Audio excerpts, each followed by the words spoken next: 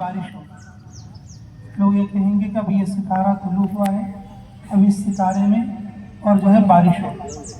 लोग बादलों को देखेंगे, आज बादल है बारिश होगी, आज गर्मी ज़्यादा है बारिश होगी। इन सबसे जहन हटाकर अल्लाह की तरफ जहन ले जाना, ये नमाज इस्तिस्का का मकसद है।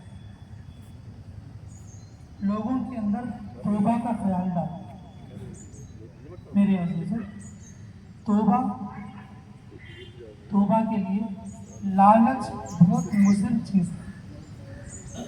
जिस आदमी में लालच रहती है वो तौबा नहीं कर सकता।